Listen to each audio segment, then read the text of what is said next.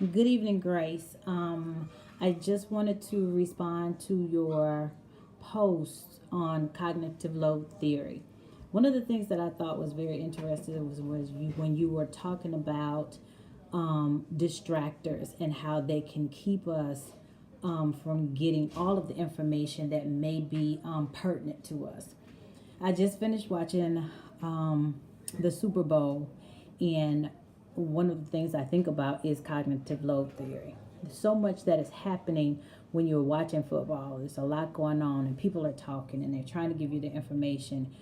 And at that point, I feel like, yes, the brain does get overloaded. So, this is like one of the greatest examples of having an overload and then trying to process everything that is happening, trying to look at the players and seeing what they're doing in the different plays and hearing everybody around you talking about what's going on. And then, yes, there's some distractions going on, there's other people talking, there's a lot of movement on the field, the commentators are talking. And as an educator who would love to understand the game of football, I personally find it boring. But my husband says it's boring because I just don't understand it.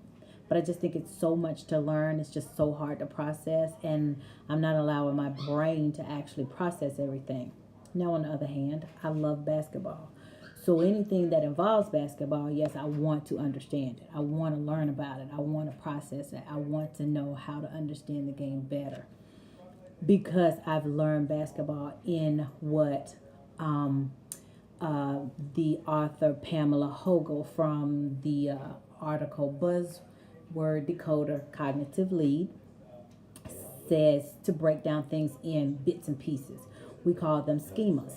So, schemas are chunks of information, smaller chunks of information, and making sure that you use these schemas allows the brain to process information instead of bombarding it all at once.